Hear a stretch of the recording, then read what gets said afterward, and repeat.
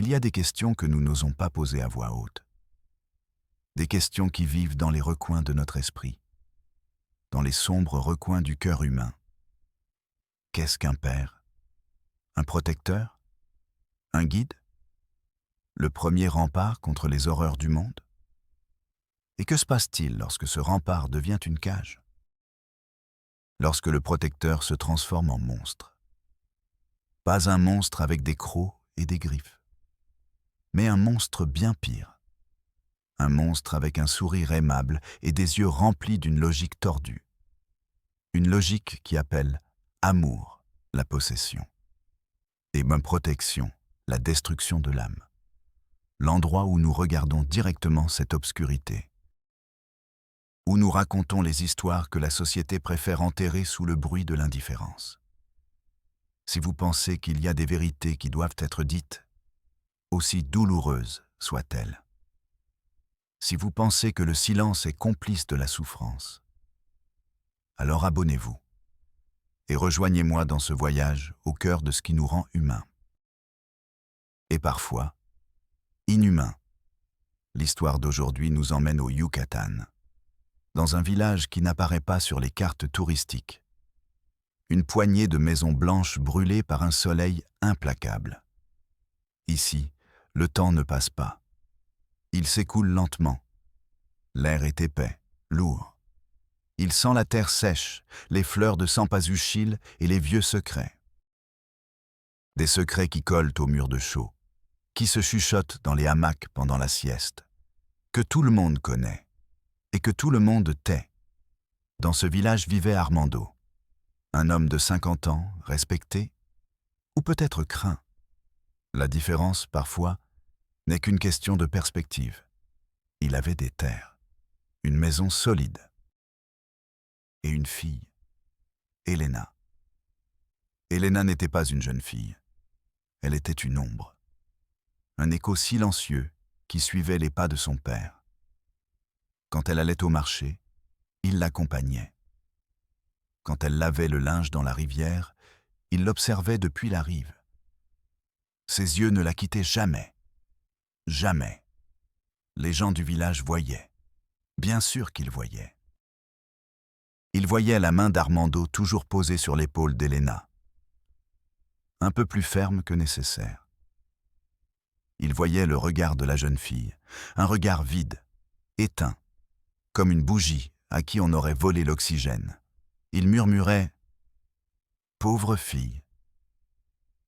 C'est Armando, toujours aussi protecteur. C'est sa fille unique, c'est naturel. Naturel.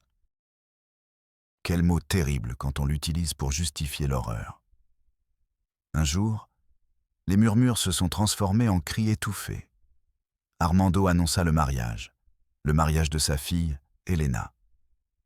Le village poussa un soupir de soulagement. Enfin. Elle serait enfin libre. Mais la joie fut de courte durée, jusqu'à ce qu'Armando prononce le nom du marié. Un silence lourd, comme de la boue, s'abattit sur la place. L'air devint irrespirable. Le marié, c'était lui. Armando, son propre père. Personne ne dit rien. Personne n'osa. Le prêtre du village baissa les yeux et parla de anciennes traditions. Le maire sourit, donna une tape dans le dos d'Armando et lui souhaita bonheur. La famille est la famille. Et ce qui se passe dans la famille, au Yucatan, reste dans la famille. Ça pourrit dans la famille. Mais une fissure est apparue dans le mur du silence. Quelqu'un n'en pouvait plus. Quelqu'un a pris un morceau de papier et un crayon, et a écrit une note anonyme, une bouteille lancée à la mer de la bureaucratie. Cette bouteille est arrivée à Mérida, au bureau des services sociaux. Elle a atterri sur le bureau d'une jeune assistante sociale. Sofia. Sofia avait 26 ans. Elle croyait encore au système. Elle croyait encore que son travail pouvait faire la différence. Elle a lu le rapport préliminaire. Une rumeur. Un commérage de village. Mariage présumé entre un père et sa fille biologique. Communauté fermée, justification possible par les us et coutumes. Ses collègues plus âgés ont ri. Yucatan, bonne chance, la novice. Ils ont leur propre loi là-bas. Ne t'en mêle pas, classe l'affaire. Classe l'affaire. Le mot que le système utilise pour dire « enterre-la ». Fais-la disparaître. Mais Sofia a vu la photo jointe au dossier. Une photo floue, prise de loin. Elena, debout à côté de son père. Elle portait un huipil blanc, traditionnel. Mais son visage... Sofia a agrandi l'image sur l'écran de son ordinateur. Il n'y avait rien dans les yeux de cette fille. Ni joie, ni tristesse, ni peur. Juste un vide immense et terrifiant. Comme une maison abandonnée. Comme un champ après un incendie. Ce vide a parlé à Sofia. Il lui a raconté une histoire qui ne figurait pas dans le rapport. Une histoire d'horreur silencieuse. Elle décida d'y aller. Elle prit sa vieille voiture et roula vers le cœur de la péninsule, laissant derrière elle l'asphalte de Mérida, s'enfonçant dans un monde différent, un monde de chemins de terre rouge et de ceibas sacrés, un monde où la loi des hommes s'évanouit et où d'autres forces prévalent, plus anciennes, plus sombres. L'asphalte s'est arrêté au bout de quelques kilomètres. Il s'est transformé en un chemin de terre rouge, englouti par la jungle. Le signal du téléphone portable de Sofia s'est éteint sans un regret. Elle était seule. Le monde moderne, avec ses règles et sa logique, était resté derrière. Ici, c'était autre chose qui commandait. Le soleil. La poussière. Le silence épais de la végétation qui observait tout. Sofia sentait la chaleur coller à sa peau. C'était une chaleur physique, oppressante, comme une main sur sa poitrine. La climatisation de sa voiture luttait, mais perdait la bataille. À chaque kilomètre, le monde devenait plus étrange, plus dense.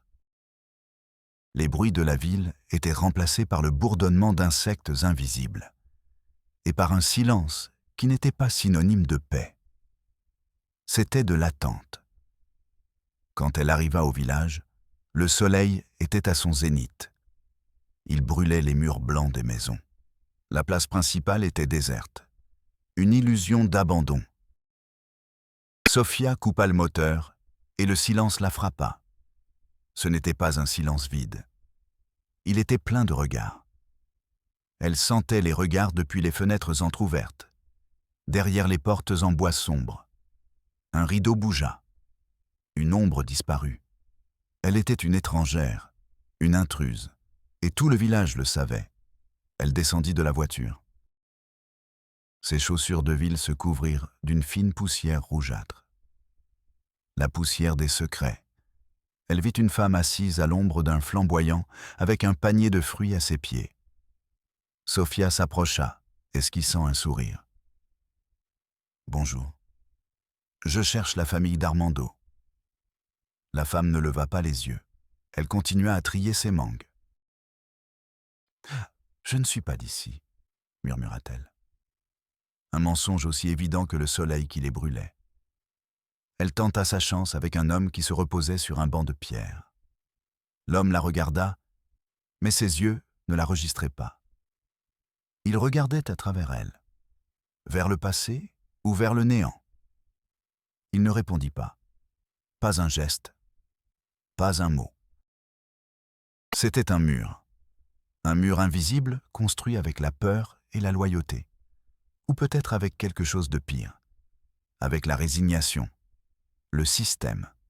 Sofia se souvint des rires de ses collègues. Elle chercha le bâtiment de la mairie. Elle le trouva au bout de la place.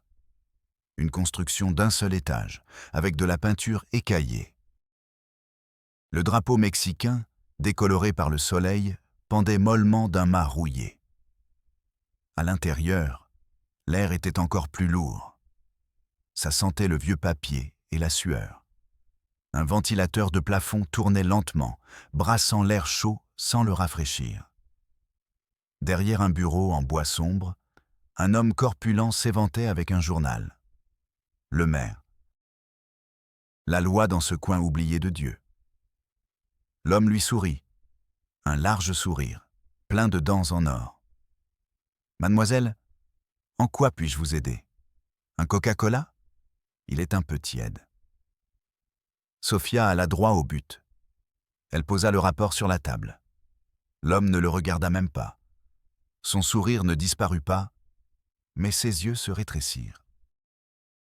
Ils devinrent durs. « Ah, dit-il. La visite de Mérida. » Il était au courant. Bien sûr qu'il était au courant. Dans un endroit comme celui-ci, il n'y a pas de secret pour le pouvoir. Don Armando m'a prévenu que quelqu'un viendrait peut-être, pour poser des questions. Il se cala dans son fauteuil, qui craqua sous son poids. « Écoutez, mademoiselle. Ici, les choses sont différentes. Nous sommes une communauté unie. Nous prenons soin les uns des autres. Prendre soin les uns des autres, c'est permettre à un homme d'épouser sa propre fille ?» répliqua Sophia, la voix légèrement tremblante. Le président municipal soupira, un soupir théâtral, fatigué. « Vous, dans la ville, vous ne comprenez pas. Ce sont nos coutumes. Don Armando est un homme bon. Il veut protéger sa fille, protéger le sang, l'héritage. C'est un crime. Ça s'appelle de l'inceste. Ça s'appelle de l'abus. Ici, ça s'appelle la famille, dit l'homme, et sa voix perdit toute sa fausse gentillesse. Elle devint plate, froide. Il n'y a pas de plainte. La jeune fille est majeure. Le prêtre a donné sa bénédiction. Il n'y a rien à voir ici, mademoiselle. Il se leva. C'était un signe. La conversation était terminée. Merci de votre visite. Bon retour à Mérida. Ce n'était pas un souhait, c'était un ordre. Sophia quitta ce bureau avec une sensation de nausée. La chaleur de l'après-midi lui sembla soudain glaciale. Elle s'appuya contre la paroi de sa voiture. Ses mains tremblaient. Pas de peur, de rage, une rage impuissante. Le système n'était pas défaillant. Il fonctionnait parfaitement. Mais pas pour protéger les victimes. Il fonctionnait pour se protéger lui-même. Pour maintenir l'équilibre de l'horreur. L'homme de la mairie n'était pas un monstre. Il était un rouage.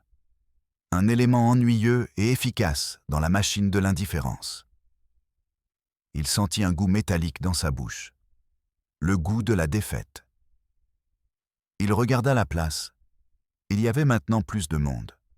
Un mouvement lent, silencieux. Et puis, il les vit. Marchaient depuis l'église. Armando et Elena. Il était grand, robuste. Il marchait avec l'assurance d'un roi dans son fief. Elle était exactement comme sur la photo. Petite, fragile, une silhouette floue à ses côtés. Armando avait une main sur elle, pas sur son épaule, pas dans son dos, il la tenait par la nuque. Ses doigts agrippés à la base de son crâne. Ce n'était pas un geste d'affection. C'était un geste de contrôle absolu, comme on tient un animal, comme on exhibe un trophée. Elena marchait la tête légèrement inclinée. Son visage était un masque de plâtre. Ses yeux se posèrent un instant sur Sophia, sans la voir, deux puits sombres et vides. Sophia retint son souffle. Le vide de ses yeux était un cri silencieux que personne dans ce maudit village ne voulait entendre. Mais Sophia l'entendit. Il résonna dans sa tête, fort et clair. Il lui transperça l'âme. Cette nuit-là, dans la seule chambre délabrée qu'elle avait pu louer, Sophia ne dormit pas. Les murs fins semblaient ne respirer. Chaque craquement du bois, chaque aboiement lointain d'un chien, chaque murmure du vent était une menace. L'image de la main d'Armando sur le cou d'Elena se répétait dans son esprit. Encore et encore. Le poids de la solitude était écrasant. Elle était en territoire ennemi, seule, contre tous. Elle pensa à retourner à Mérida, à rédiger le rapport. Impossible à vérifier. La communauté ne coopère pas. Il est recommandé de clore l'affaire. Ce serait facile, ce serait raisonnable, ce serait ce que tout le monde attendait d'elle. Mais le souvenir de ses yeux vides ne la quittait pas. Ce cri silencieux. Le lendemain matin, le cœur lourd, elle se rendit dans le seul magasin du village pour prendre un café. L'endroit était rempli d'hommes qui se turent dès qu'elle entra. Elle commanda son café. Pendant qu'elle attendait, elle sentit une légère poussée. Une vieille femme, voûtée et minuscule, l'avait bousculée. « Excusez-moi, ma petite », dit la femme d'une voix qui ressemblait au bruissement des feuilles mortes. Sophia l'aida à se stabiliser. « Ne vous inquiétez pas, tout va bien. » Pendant une seconde, les doigts osseux de la vieille femme s'agrippèrent à son bras. Son visage était sillonné de 1000 rides. Elle ne la regarda pas dans les yeux. Son regard était fixé sur le sol en terre battue. Mais ses lèvres bougèrent, à peine un murmure, imperceptible pour quiconque n'était pas à quelques centimètres d'elle. La sage-femme, Doña Mathilde. Un nom. Elle vous a vu naître. Elle sait. Et sans plus attendre, la vieille femme prit son sac de course et se glissa hors de la porte. Rapide, silencieuse, comme un fantôme. Sophia resta immobile, le café chaud dans sa main, le cœur battant avec une force renouvelée. Un nom. Mathilde. Ce n'était pas grand-chose. C'était presque rien. Mais dans un monde muré dans le silence, un seul mot peut être une clé. Une fissure dans le mur. Une opportunité. Elle regarda la rue poussiéreuse. Le chemin n'était plus un cercle de frustration. Il avait désormais une direction. Une direction dangereuse. Mais une direction tout de même. Trouver Mathilde n'a pas été facile. Personne ne voulait donner d'adresse. Quand elle demandait où se trouvait la sage-femme, les visages se fermaient. Les yeux se détournaient vers le sol. Certains pointaient vaguement du menton vers la sortie du village, là où les maisons s'arrêtaient et où la jungle commençait. D'autres se contentaient de secouer la tête et de se détourner. La sage-femme, celle qui voit le début de la vie, et parfois le début de la fin. Sophia marcha dans des rues qui n'étaient plus des rues. C'étaient des chemins poussiéreux entre des clôtures de fils de fer et une végétation sauvage. Le village était derrière elle. Le silence ici était différent, plus profond, plus ancien. Elle arriva à une petite maison en bois, isolée de tout, presque dévorée par les arbres. Un filet de fumée blanche s'échappait d'une cheminée en briques. Il n'y avait pas de jardin entretenu, seulement des herbes médicinales poussant dans des pots cassés. Fenouil, rue, épazote, des odeurs qui guérissent, des odeurs qui protègent des mauvais esprits. C'était ici. Ça devait être ici. Le cœur de Sophia battait fort. Un battement sec dans sa gorge. Elle frappa à la porte. Un coup léger. Personne ne répondit. Elle frappa à nouveau, un peu plus fort. « Doña Mathilde ?» Le silence fut la seule réponse. Mais Sophia savait qu'il y avait quelqu'un à l'intérieur. Elle le sentait. Une présence recroquevillée dans la peur. « S'il vous plaît », dit Sophia, sa voix n'étant qu'un murmure contre le vieux bois. « La femme du magasin m'envoie. C'est pour Elena. » Un bruit se fit entendre à l'intérieur. Le frottement d'une chaise. Des pas lents, hésitants. Le verrou grinça, un bruit de métal rouillé qui se plaint. La porte s'ouvrit. Juste une fente. Dans l'obscurité, un œil. un œil voilé par la cataracte et le temps, un œil qui en avait trop vu.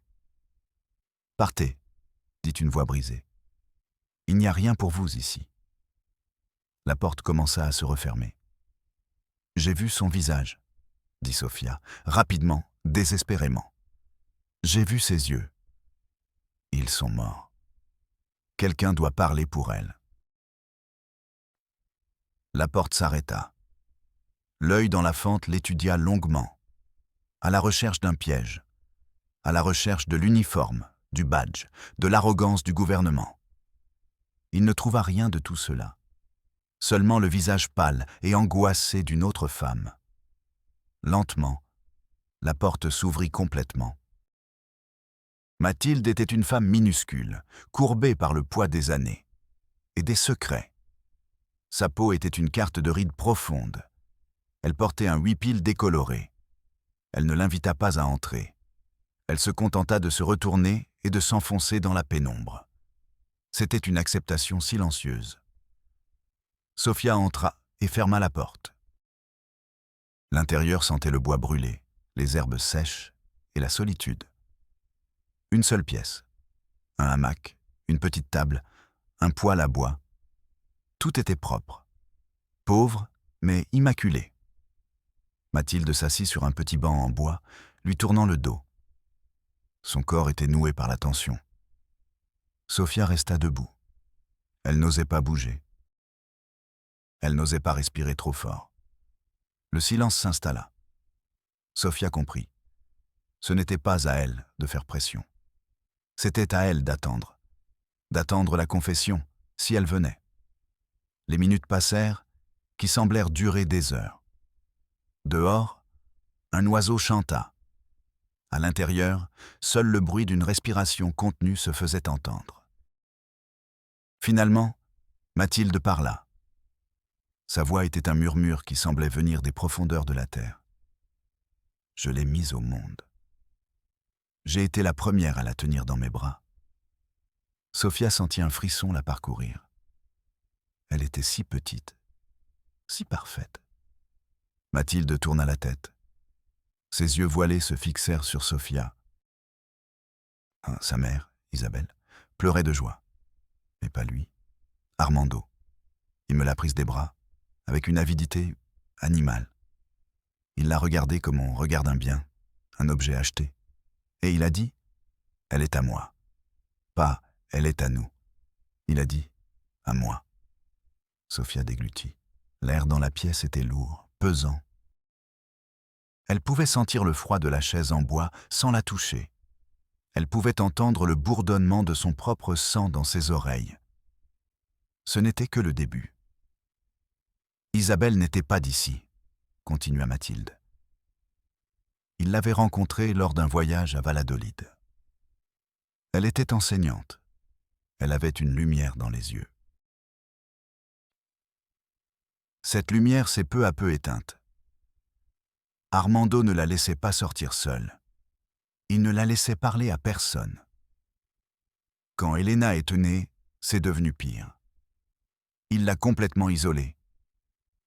Isabelle voulait partir. Elle voulait prendre sa fille et retourner dans sa famille. Elle me l'a dit un jour, en cachette, au bord de la rivière. Elle avait peur. Une peur terrible. Mathilde fit une pause. Ses mains tremblantes cherchèrent quelque chose à faire et commencèrent à lisser un pli inexistant sur sa robe. Une semaine plus tard, Isabelle était morte. L'horreur de cette phrase tomba sur Sophia comme une pierre. Simple, directe, définitive. Elle est tombée dans les escaliers, dit Mathilde, la voix chargée d'un sarcasme amer qu'elle avait gardé pendant des décennies. C'est ce qu'il a dit. C'est ce qu'a dit le maire. C'est ce qu'a dit tout le village. Un accident, c'est triste. Mathilde se pencha en avant. Sa voix s'abaissa jusqu'à devenir un murmure complice, plein de venin. Mais quand je suis allé préparer le corps, j'ai vu les marques. Sur ses bras, sur son cou. des marques anciennes et récentes, des ecchymoses en forme de doigts. Personne ne m'a posé de questions, et je n'ai rien dit. À qui? Qui m'aurait cru contre Don Armando, le propriétaire de la moitié du village? Alors je me suis tu, j'ai enterré Isabelle, et avec elle, j'ai enterré la vérité. Sofia eut l'impression de manquer d'air. Elle appuya une main contre le mur pour ne pas tomber. Le mur était froid, humide, comme la peau d'un mort. Elle avait envie de vomir. Elle avait envie de crier, mais elle se força à rester immobile, à écouter. Pour Elena. Il a élevé la petite fille seule, dit Mathilde. Ou plutôt, il l'a enfermée. Il l'a retirée de l'école. Je lui apprendrai tout ce qu'elle doit savoir, disait-il. Il lui a construit un monde sur mesure. Un monde où il était le soleil, la lune, la loi et Dieu. La petite fille a grandi sans amis, sans autres enfants. Sa seule fenêtre sur le monde était les yeux de son père. Et ses yeux ne reflétaient qu'une seule chose, la possession. Quand elle a commencé à devenir une femme, le contrôle est devenu une obsession. Je me souviens d'un garçon, Miguel, le fils du boulanger. C'était un bon garçon, timide. Un jour, il a offert une fleur à Elena au marché, une fleur de bougainvillier. Elle l'a prise, et elle a souri. C'était la première fois que je la voyais sourire depuis des années. Armando a tout vu. Il n'a rien dit. Il a juste regardé le garçon, un regard qui glaçait le sang. Le lendemain matin, le chien de la famille du boulanger a été retrouvé empoisonné, pendu à un arbre dans leur propre jardin. Personne n'a dit que c'était Armando. Mais tout le monde le savait. Le message était clair, Elena n'appartient à personne. Elena est à moi. Le nœud dans l'estomac de Sofia était une boule de feu et de glace. Une cruauté calculée. La terreur comme outil d'enseignement. Ce n'était pas de la protection. C'était la construction d'une cage, barre par barre, en utilisant la peur des autres comme matériau. Mathilde se mit à pleurer. Des larmes silencieuses qui se perdaient dans les rides de son visage, les larmes d'une vieille femme, lourde, amère. Et moi, j'ai été la pire de tous. Sa voix s'est brisée. Il y a 2 ans, Elena était venue ici, une nuit d'orage. Elle tremblait, elle était trempée. Elle avait 16 ans. Elle s'est agenouillée ici, sur ce sol. Et elle m'a supplié. « Aide-moi, tante Mathilde. Aide-moi à m'échapper. » Il dit que quand j'aurai 18 ans, il m'épousera. Elle dit que c'est la seule façon de me protéger du péché du monde. Elle dit que c'est la volonté de Dieu. Sofia ferma les yeux. L'image était insupportable. La petite fille, cherchant la dernière porte de sortie, frappant le dernier mur de la cage. « Et qu'ai-je fait ?» sanglota Mathilde. Qu'a fait la courageuse sage-femme qui l'a mise au monde? J'ai eu peur. Peur de lui, peur pour ma vie, peur pour ma famille. Je l'ai serré dans mes bras. J'ai séché ses larmes. Et je lui ai dit le pire mensonge de ma vie.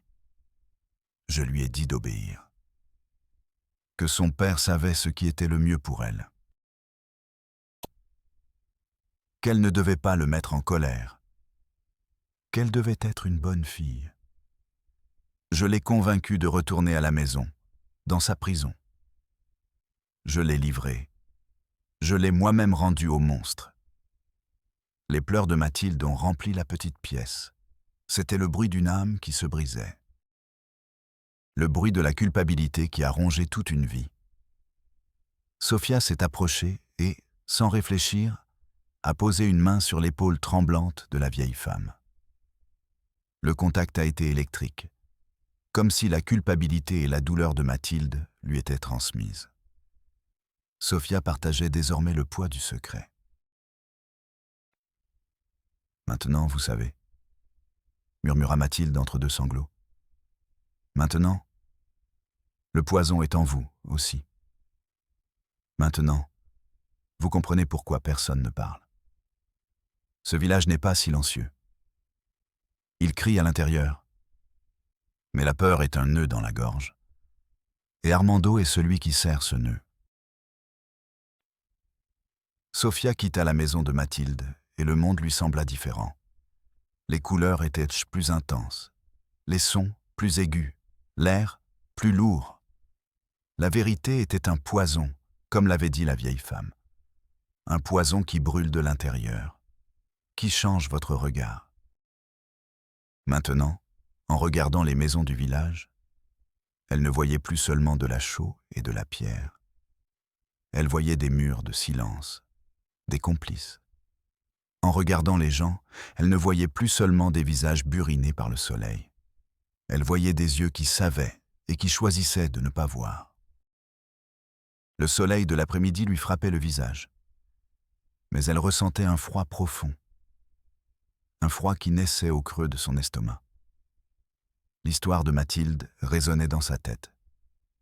Isabelle, la mère morte, l'enseignante aux yeux brillants, la première victime, celle qui avait été effacée de l'histoire officielle du village. Réduite à un triste accident, Sofia retourna à sa voiture. Elle s'assit, mais ne démarra pas le moteur. Elle avait besoin de réfléchir. Elle avait besoin de mettre de l'ordre dans l'horreur qui envahissait son esprit. Armando n'était pas seulement un père abusif. C'était un architecte de la solitude. D'abord, il a isolé sa femme. Il lui a coupé les ailes. Il a éteint sa lumière. Et quand elle a voulu s'envoler, il l'a éliminée. Sofia n'avait aucune preuve, seulement le témoignage d'une vieille femme effrayée. Mais dans son cœur, elle savait que c'était vrai. C'était la pièce manquante du puzzle, la violence qui précède la perversion. Ensuite, il a construit le monde d'Elena, un monde sans fenêtres, un terrarium de verre où il était le seul soleil, le seul fournisseur d'air et de vérité. Il lui a appris que le monde extérieur était un péché, que les autres hommes étaient des loups, que seul lui, son père, pouvait la protéger. Une protection qui consistait à la dévorer lentement. L'épisode du garçon, Miguel et de la fleur. Ce n'était pas seulement de la cruauté. C'était une leçon pour Elena. Toute joie qui ne vient pas de moi apportera la mort et la douleur. Une leçon pour le village. Ce qui m'appartient ne se touche pas. Et si vous y touchez, il y aura de terribles conséquences. Il a utilisé la mort d'un animal innocent pour marquer son territoire, pour tracer une ligne de sang autour de sa fille. Et le mariage. Le mariage n'était pas un acte de folie soudaine.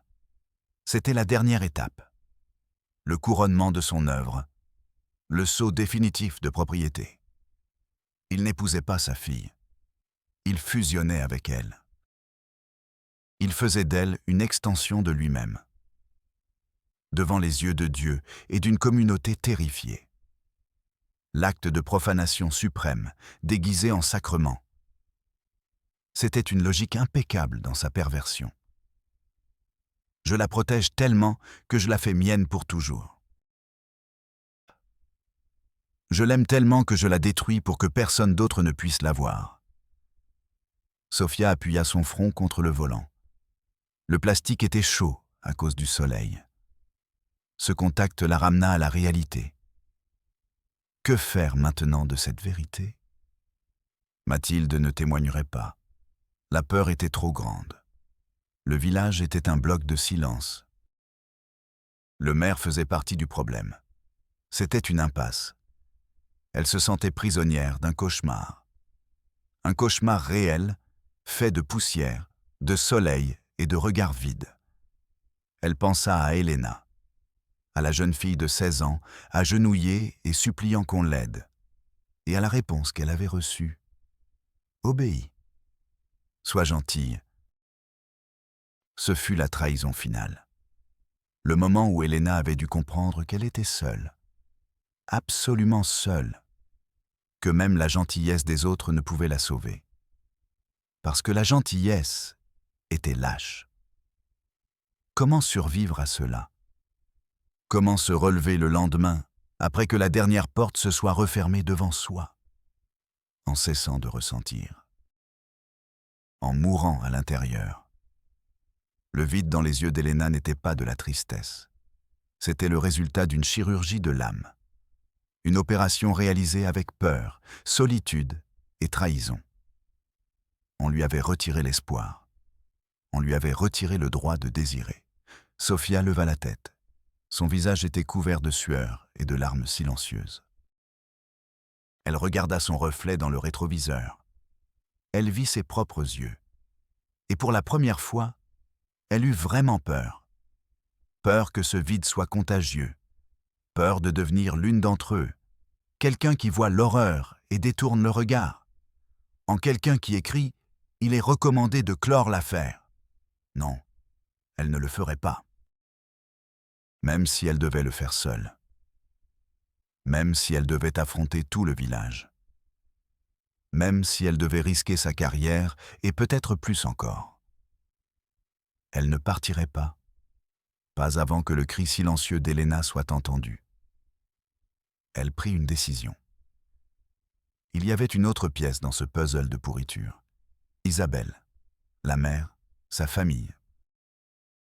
Mathilde avait dit qu'elle était de Valladolid, qu'elle était enseignante, qu'elle avait de la famille là-bas. Une famille qui, peut-être, n'avait jamais su la vérité. Une famille à qui on avait raconté l'histoire d'un triste accident. Peut-être avait-il des lettres, des photos, des souvenirs. Peut-être pouvait-il dresser le portrait de cette femme dont la lumière s'était éteinte. Peut-être que sa voix, depuis sa tombe, pouvait commencer à abattre le mur. C'était un coup dans le noir. Une possibilité lointaine. Mais c'était déjà quelque chose. C'était un fil à tirer. Un fil qu'Armando, dans son arrogance, avait peut-être oublié. Il démarra la voiture. Le moteur retentit comme un cri de défi dans le calme de l'après-midi. Il ne se dirigea pas vers Mérida. Il ne prit pas le chemin de la défaite. Il tourna le volant et se dirigea vers l'est. Vers Valladolid. Vers le passé. À la recherche des fantômes qu'Armando croyait avoir enterrés pour toujours. Pendant qu'il conduisait, le paysage du Yucatan défilait à côté de lui. Des arbres ceiba aux branches étendues comme des bras osseux. Des ruines mayas oubliées, recouvertes de broussailles. Tout lui parlait d'histoires enfouies, de secrets gardés par la terre. L'histoire d'Armando et d'Elena n'était pas une anomalie. C'était juste une version plus brutale, plus visible, d'une obscurité qui avait toujours été là. Latente. Attendant que la peur et l'indifférence lui permettent de grandir. Le voyage jusqu'à Valladolid fut long. Les heures s'étirèrent sous un ciel qui passait du bleu à l'orange, puis au violet. Sofia conduisait en silence. Elle n'était plus une assistante sociale remplissant un dossier. Elle était une détective, une archéologue des tragédies familiales, une chasseuse de monstres qui se déguise en homme respectable. Elle sentait le poids de l'histoire de Mathilde sur ses épaules. Et le poids de l'espoir, un espoir fragile, presque inexistant.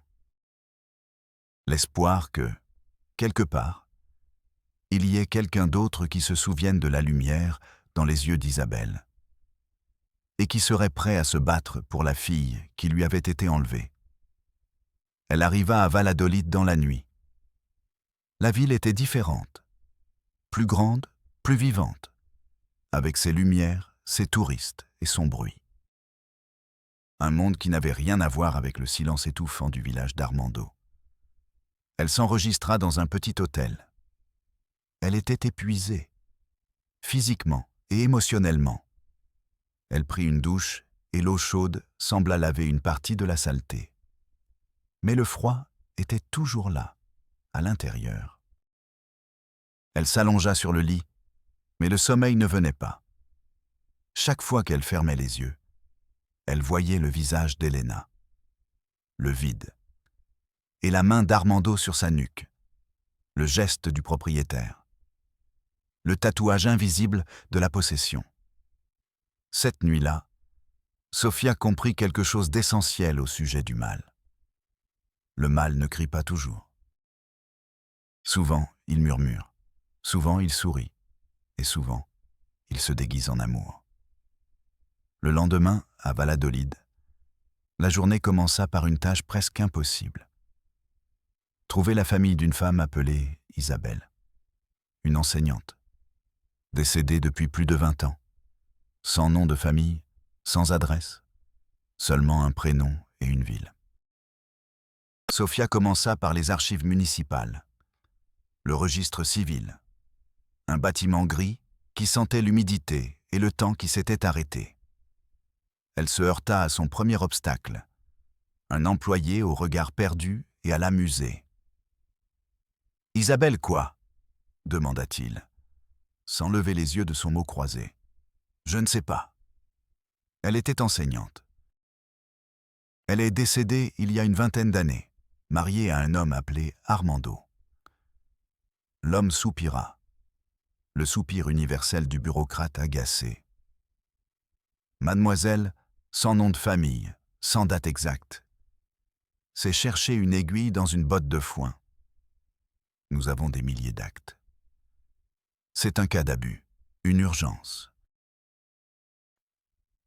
L'homme leva les yeux pour la première fois. Ses yeux ne montraient ni compassion ni intérêt, seulement de l'agacement. « Tout le monde a une urgence, » dit-il. « Remplissez le formulaire 14A, demande de recherche d'archives. Cela prend 6 à 8 semaines, si c'est approuvé. 6 à 8 semaines. D'ici là, l'âme d'Elena serait un désert irréversible. » Sofia sentit la colère monter dans sa gorge. Une vague de feu. Mais elle se retint. Crier ne servirait à rien. Le système ne répond pas aux cris, seulement aux cachets et aux formulaires correctement remplis. Elle sortit de là, frustrée, impuissante. Prochaine étape. Le secrétariat local de l'éducation. Peut-être dans les archives des enseignants. Le bâtiment était plus récent, mais l'attitude était la même. Une réceptionniste qui parlait au téléphone de son week-end. Elle l'a fait attendre 20 minutes. Quand elle lui a enfin prêté attention, sa réponse a été un coup de poignard. Les dossiers des enseignants décédés ou retraités depuis plus de 15 ans sont purgés. Politique d'espace ? Purgée. La vie d'Isabelle, sa carrière, sa vocation, réduite à une politique d'espace, effacée, comme si elle n'avait jamais existé. Sofia sentit que le monde se rétrécissait. Chaque porte à laquelle elle frappait se refermait devant elle. Le système n'était pas seulement lent. Il était passé maître dans l'art d'oublier. Désespérée, Sofia commença à faire le tour des écoles les plus anciennes de la ville. Une par une, interrogeant les directeurs, aux concierges, aux enseignants les plus âgés. Montrant une photo mentale qu'elle n'avait pas. Une enseignante appelée Isabelle. Il y a 25 ans. Quelqu'un se souvient d'elle ? Elle reçut des regards étranges, des réponses négatives, des sourires compatissants mais inutiles. La journée s'écoula dans une marche sans fin, sous un soleil de plomb. L'espoir s'évanouissait à chaque « non ». En fin d'après-midi, elle entra dans la dernière école de sa liste. Une petite école primaire dans un quartier modeste. Le directeur était un homme âgé, sur le point de prendre sa retraite. Il écouta patiemment la question de Sofia. Il réfléchit, se grattant le menton. Isabelle, Moreno ?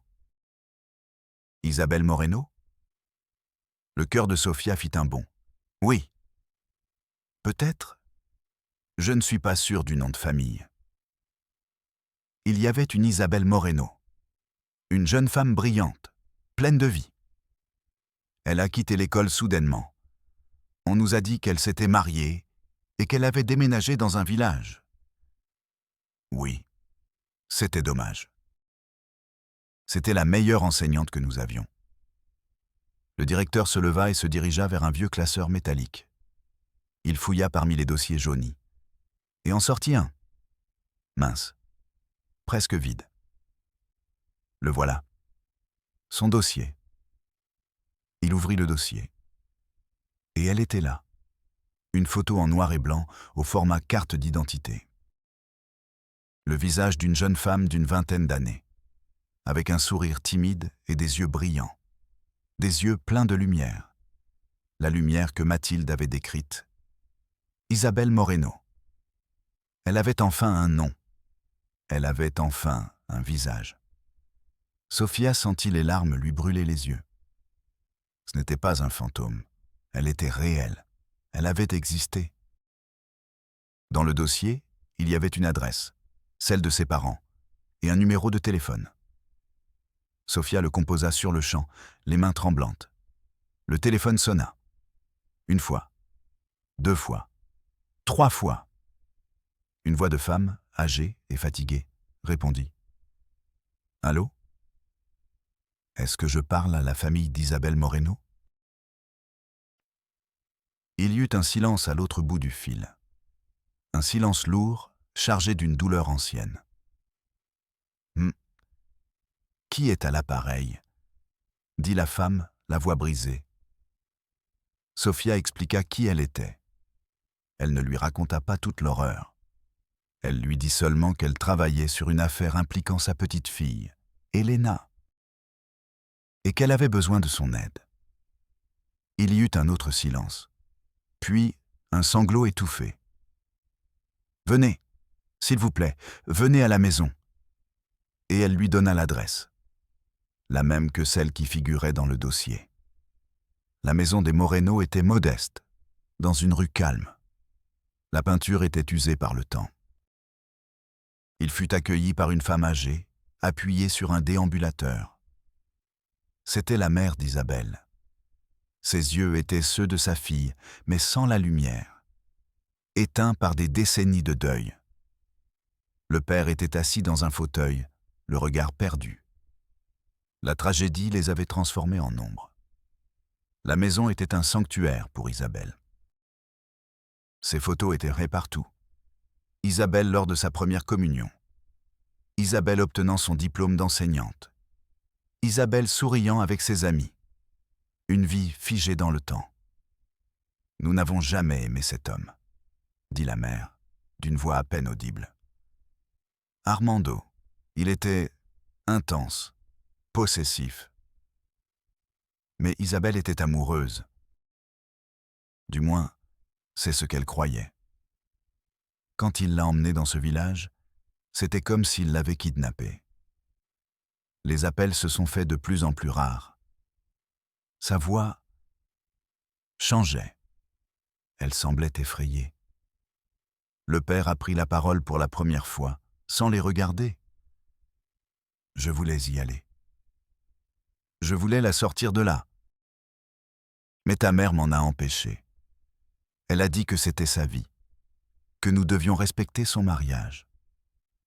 Sa voix était empreinte d'une culpabilité qui le rongeait depuis 20 ans. La mère d'Isabelle se dirigea vers une commode et en sortit une boîte en bois. « Ces lettres, » dit-elle. Au début, elles étaient joyeuses. Puis, elles sont devenues sombres. Elle tendit une liasse d'enveloppes à Sofia. Sofia lut la première lettre. Elle parlait de la beauté du village, de l'amour d'Armando. Elle lut la dernière. Écrite d'une écriture tremblante, presque illisible. « Maman, j'ai peur. Il ne me laisse pas sortir. Il ne me laisse parler à personne. Je crois que je suis enceinte. Tu dois me sortir d'ici. S'il te plaît, viens me chercher, avant qu'il ne soit trop tard. » La lettre n'était pas datée. Nous ne sommes jamais venus, sanglota la mère. Une semaine après avoir reçu cette lettre, il nous a appelés. Il nous a dit qu'il avait eu un accident, qu'il était tombé. Il a dit qu'il l'enterrerait là-bas, que c'était sa maison maintenant. Nous n'avons jamais revu notre fille, pas même son corps. Sophia sentit le sol se dérober sous ses pieds. La lettre était une bombe. C'était la preuve. La voix d'Isabelle, depuis sa tombe, appelant à l'aide, dénonçant sa captivité. Avec le témoignage de Mathilde sur les marques sur le corps, c'était suffisant. Elle avait un dossier d'homicide. Sophia retourna à Mérida le lendemain.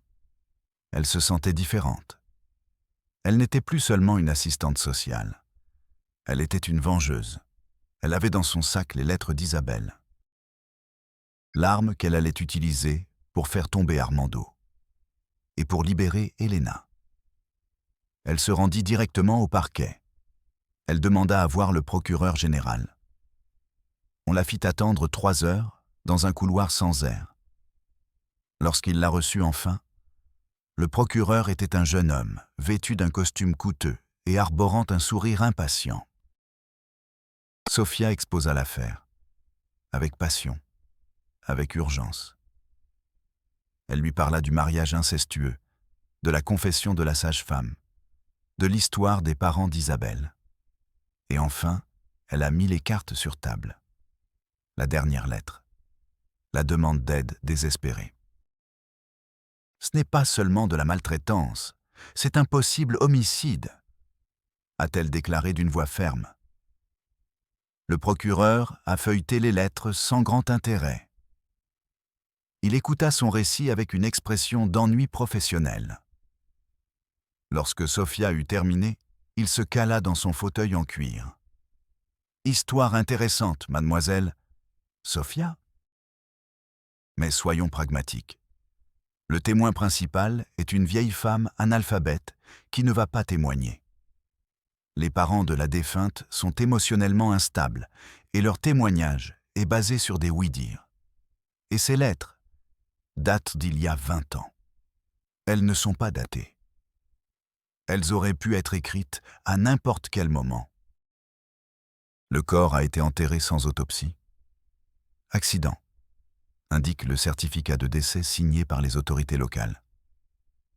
Et concernant le mariage actuel, la jeune fille, Elena, est majeure. Elle n'a porté plainte. Légalement, tant qu'elle ne dit rien, il n'y a pas d'affaire.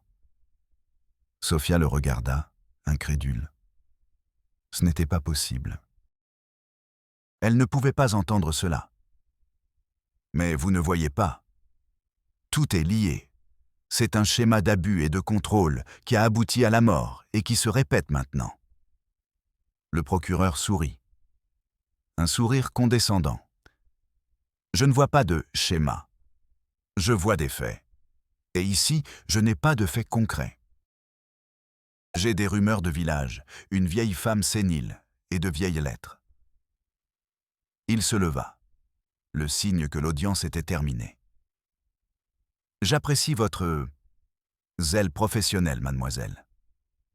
Mais le ministère public ne peut pas agir sur la base de suppositions. Nous avons besoin de preuves irréfutables. Si la jeune fille, Elena, vient ici et porte plainte, alors nous avons un dossier. En attendant, je ne peux rien faire.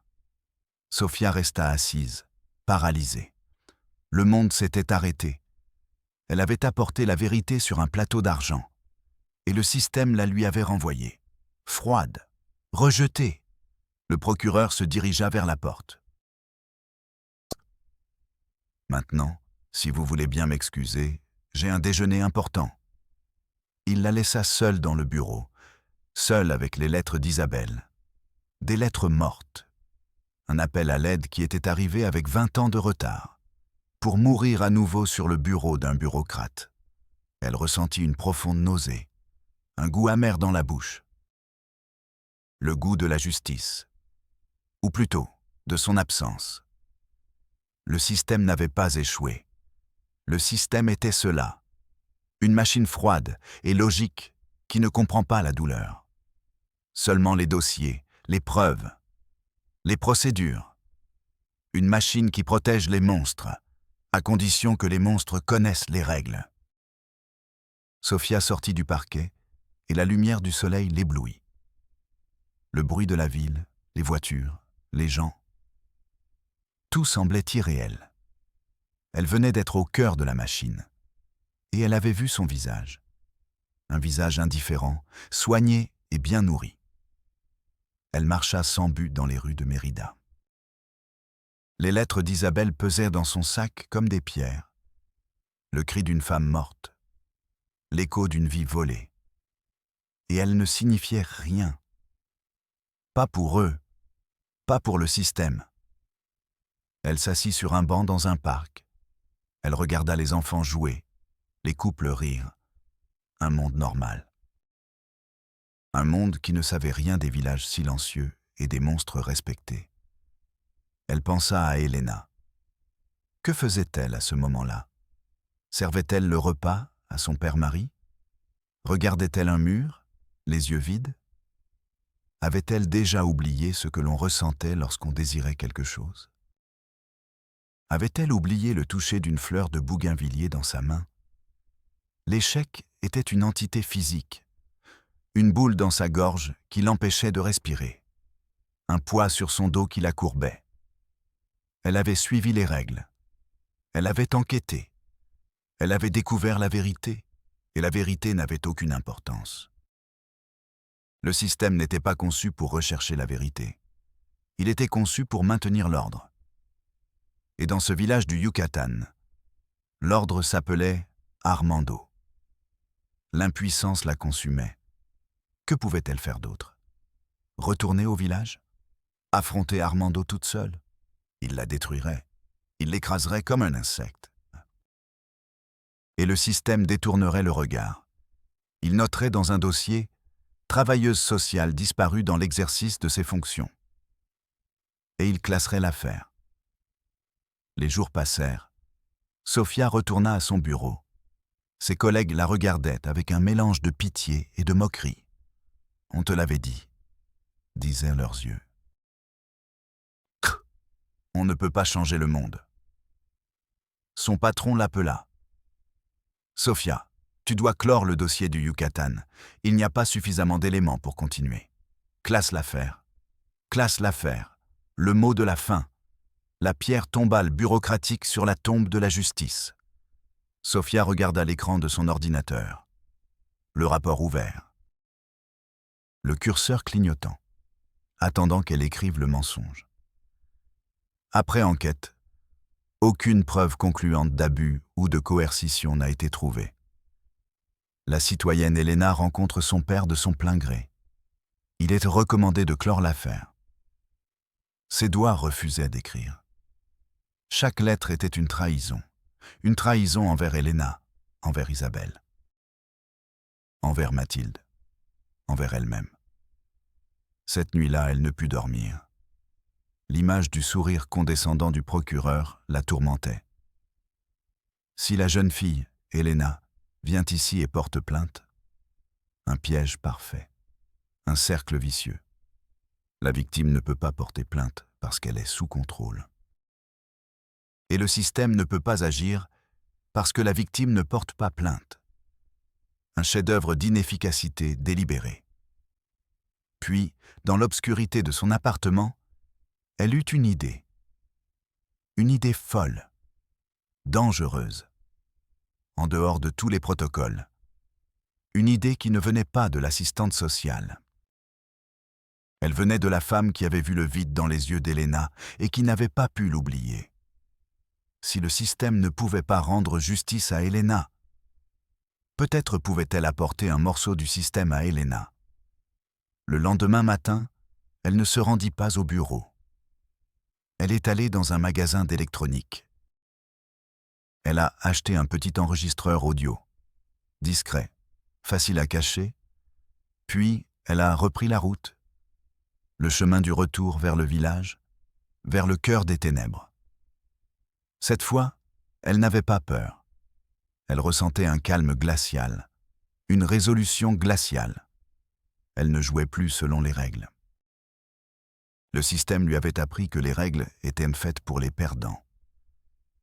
Elle est arrivée au village à la tombée de la nuit. Elle ne s'est pas rendue au centre. Elle a garé sa voiture à la périphérie et a marché dans l'obscurité, directement vers la maison d'Armando. La maison était éclairée. On entendait des voix à l'intérieur. Sofia s'est approchée, collée aux ombres. Elle s'est cachée sous une fenêtre. La fenêtre de la cuisine. Elle était entr'ouverte pour laisser sortir la chaleur. De là, je pouvais tout entendre. C'était la voix d'Armando, monotone, autoritaire. La viande est sèche. Je t'ai dit 1000 fois comment je l'aime. Un silence. Puis, une voix à peine audible. Un murmure. Elena. Pardon, père. Père. Pas Armando. Pas mon amour. Père. Le mot qui définissait sa prison. Cette femme de Mérida, l'assistante sociale. Elle est revenue en ville, la queue entre les jambes, dit Armando avec un rire guttural. Je te l'avais dit, personne ne peut nous toucher. Personne ne peut nous séparer. C'est moi la loi ici. Je suis ton monde. Oui, père. Tu es heureuse, n'est-ce pas? Tu es protégée, en sécurité, avec moi. Ce n'était pas une question. C'était une affirmation qui exigeait d'être confirmée. Un silence plus long. Sofia retint son souffle. Elle pouvait sentir la lutte dans ce silence. Le dernier vestige d'un moi qui refusait de mourir. Oui, père. Je suis heureuse. La voix était celle d'un automate. Vide. Morte. À ce moment-là, Sofia sut ce qu'elle devait faire. Il ne suffisait pas d'enregistrer la voix d'Armando. Elle avait besoin de la voix d'Elena, sa vraie voix, le cri que personne n'entendait. Elle activa l'enregistreur dans sa poche et sortit de l'ombre. Elle se dirigea vers la porte d'entrée et frappa. Fort. Un silence absolu s'installa à l'intérieur. Puis, des pas lourds. La porte s'ouvrit brusquement. Armando était là. Son visage se crispa en un masque de rage lorsqu'il la vit. « Vous? Que diable faites-vous ici? Sortez de ma propriété. » « Je suis venu parler à Elena, » dit Sofia d'une voix ferme, projetant une assurance qu'elle ne ressentait pas. Elena ne parle à personne. Il essaya de fermer la porte. Sofia mit un pied pour l'en empêcher. « Elena !» cria Sofia à l'intérieur de la maison. « C'est Sofia, la femme de Mérida. Je suis venu t'aider. » Armando la poussa violemment. « Salope indiscrète. Je vais te tuer. » Mais il était trop tard. Derrière lui, dans la pénombre du couloir, apparut Elena. Elle était pâle comme un fantôme. Ses yeux, depuis sombres, se fixèrent sur Sofia. Pour la première fois, Sofia vit quelque chose dans ses yeux. Pas le vide, une étincelle, minuscule. Terrifiée, mais vivante. « Elena, tu n'as pas à vivre ainsi, » dit Sofia, sa voix se mêlant au bruit du vent et aux aboiements lointains. « Il existe un autre monde, un monde où tu peux être libre. La mort de ta mère n'était pas un accident. J'ai ses lettres. Elle t'aimait. Elle voulait te sauver. » Armando se tourna vers Elena. Son visage était décomposé par la panique et la rage. Le masque de l'homme respectable était tombé. Il ne restait plus que le monstre. « Ne l'écoute pas. Elle ment. Elle veut me détruire. Nous détruire. » Il attrapa Elena par le bras, fortement. « Dis-lui de partir. Dis-lui que tu es heureuse avec moi. » Elena le regarda. Elle regarda la main qui la tenait. Elle regarda le visage de l'homme qui avait été son Dieu et son geôlier. Puis, elle regarda Sofia, l'étrangère qui était revenue pour elle, celle qui n'avait pas abandonné. Elle ouvrit la bouche, et ce qui sortit n'était pas un murmure. C'était un cri qui avait été retenu pendant 20 ans. Un cri qui déchira la nuit et le silence du village. Non! Ce seul mot fut comme une explosion. Il brisa le sortilège, il brisa la cage. Le magnétophone dans la poche de Sophia enregistra tout. Le cri, la fureur d'Armando, le bruit de la lutte. Sophia ne resta pas pour voir la fin. Elle s'enfuit. Elle courut vers sa voiture, le cœur battant à tout rompre, l'enregistrement en poche. La preuve irréfutable. La voix de la victime. Nous ne savons pas exactement ce qui s'est passé ensuite dans cette maison. Les voisins disent avoir entendu des cris. Puis, un silence terrifiant. Lorsque la police est finalement arrivée, quelques heures plus tard, alertés par un appel anonyme de Sophia depuis la route, ils ont trouvé Armando mort sur le sol de la cuisine. Un couteau planté dans la poitrine. Elena était assise dans un coin, se balançant, le regard perdu. Mais cette fois, ses vêtements étaient tachés de sang. Le sang de son père, de son mari, de son créateur. Le système a finalement dû agir. Il ne pouvait pas ignorer un cadavre. Elena a été arrêtée. L'enregistrement de Sophia est devenu la preuve clé de sa défense. Il a démontré des années d'abus, de contrôle psychologique. Le syndrome de Stockholm, la légitime défense d'une âme acculée. Elle n'a pas été envoyée en prison. Elle n'a pas été envoyée dans un établissement psychiatrique, libérée de sa cage physique, mais prisonnière, peut-être pour toujours, dans la cage de son esprit. Parfois, la justice n'est pas une victoire éclatante. Ce n'est pas une fin heureuse. Parfois, la justice n'est qu'un désastre un peu moins horrible que l'injustice. C'est le bruit d'une cage qui se brise, même si l'oiseau ne sait plus voler. C'est une cicatrice qui remplace une blessure ouverte. L'histoire d'Elena est un rappel que les monstres les plus terribles ne vivent pas dans l'obscurité. Ils vivent à la lumière du jour. Ils sourient, ils sont respectés, et ils construisent leurs enfers avec le silence et la complicité de nous tous. Ils nous obligent à nous demander « Qu'est-ce qui est pire ? Le mal qui est commis ou le bien qui n'est pas fait ?»